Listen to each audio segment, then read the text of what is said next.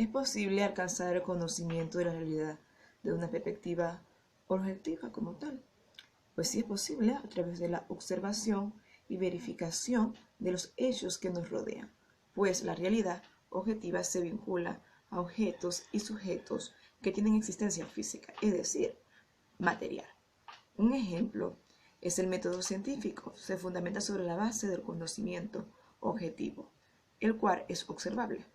Se conoce que la temperatura a la que hierve el agua es de 100 centígrados, por ejemplo, y es un hecho que una vez experimentado científicamente ha sido comprobado a través del tiempo, obteniendo los mismos resultados y convirtiéndose en un conocimiento objetivo.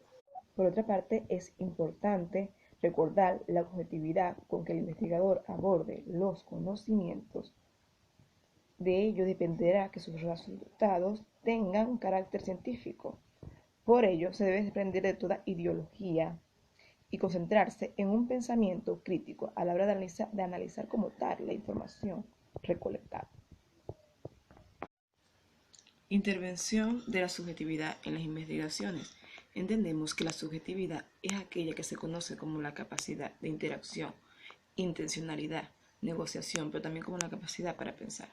Un ejemplo de intervención en una investigación de la subjetividad podría ser de las prácticas cotidianas desde el espacio del proceso de trabajo. ¿Cuál es la utilidad que tiene repensar la subjetividad en las investigaciones laborales? En primer lugar, permite incluir el trabajo de reflexión que realiza el investigador sobre sí mismo, autoconocimiento como tal, de manera simultánea al reconocimiento del otro y de los otros. Esta actividad que hace posible a su vez distinguir criterios de identificación y de pertenencia a distintos grupos de trabajadores. La subjetividad es asimismo una guía para descubrir el origen de los sentidos que los actores laborales producen históricamente para poder responder a las preguntas: ¿qué somos? ¿Qué necesitamos? ¿Qué queremos? ¿Qué podemos ser? La subjetividad finalmente es útil para hacer una lectura metodológica de los proyectos de investigación, con qué tipo de sujetos se está trabajando, cuáles son sus mediaciones, sus ejes temporales y su articulación. ¿Cuál es la relación entre la subjetividad y prácticas?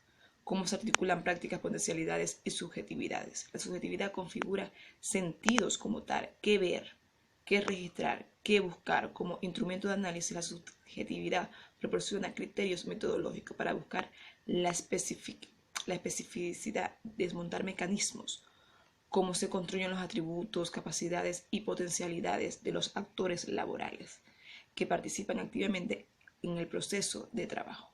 ¿Cuáles son las expresiones de la subjetividad? Tal vez esta manera de plantear la discusión sobre la subjetividad laboral no cuente con una legitimidad instruida, pero da suficiente libertad para vivir y repensar preguntas primordiales que funden lo individual con lo colectivo como tal. ¿Qué somos? ¿Qué podemos saber? ¿Qué nos es dado a esperar como tal? Por una parte, es importante traer a la colación el concepto de Hugo Zimmermann. La subjetividad no remite a una amplia gama de aspectos de la vida social, espaciales, económicos, políticos, culturales, laborales, corporales, ritmos temporales y escalas espaciales diferentes, desde los cuales se producen y reproducen redes de relación laborales, más o menos delimitadas, que desarrollan prácticas laborales distintas a partir de los cuales los trabajadores refuerzan sus vínculos internos y construyen una colectividad laboral que tiende a ser contratante frente a otras. Es así, la subjetividad, además de alimentar y expresar la colectividad laboral emergente, también es el terreno de producción de nuevos sentidos de lo laboral, como plano no totalmente subordinado a la determinación del trabajo. La subjetividad, además de ser memoria, conciencia y cultura, es una dimensión donde se cuece y se expresa lo incierto, lo inédito. Por ello, hay que considerarla no como un lugar laboral delimitado, sino como un continuo, un proceso dinámico que se concreta, se cristaliza en concepciones, en instituciones, en colectivos laborales, pero como un magma. La subjetividad vuelve a desbordarlas, generando nuevos aglutinadores laborales. Por eso, la reivindicación de la subjetividad nos conduce a otra concreción de lo laboral más allá de las colectividades laborales, el de los actores.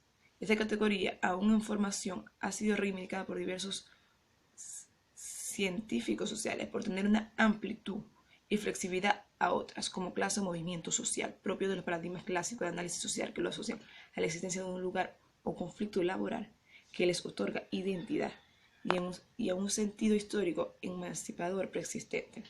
La categoría de actores laborales busca expresar la multiplicidad de esferas de trabajo, donde se evidencian conflictos y posiciones de actuación laboral, las cuales no tienen una direccionalidad susceptible de ser preestablecida a priori.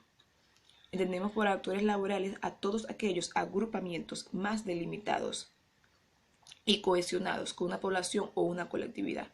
No todo grupo social, así posea identidad, deviene en un sujeto, en actor social. Ser actor laboral implica una construcción histórica que requiere de la existencia de una memoria, una experiencia y unos imaginarios colectivos, identidad, de la elaboración de un proyecto, utopía y de una fortaleza para realizarlo.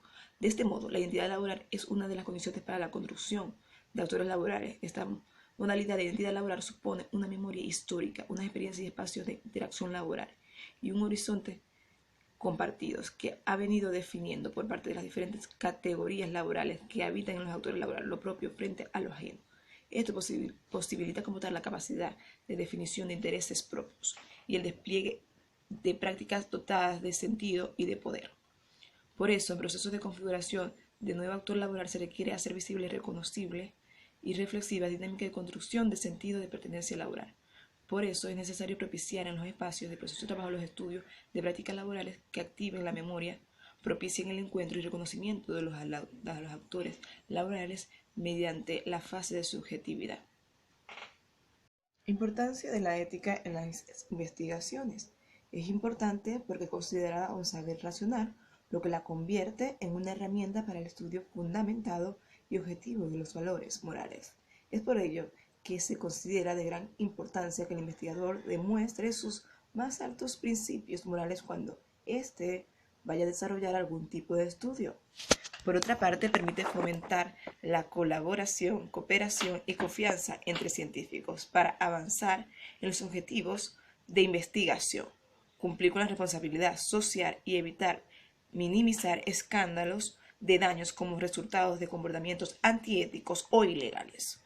Un ejemplo de mala conducta ética es traigo a colación el caso de Paolo Mascherani, un cirujano que se hizo famoso por un supuesto avance médico que prometía revolucionar el trasplante de órgano. El científico italiano utilizó andamios sintéticos sembrados con células madre de los pacientes para crear trasplantes de tráquea.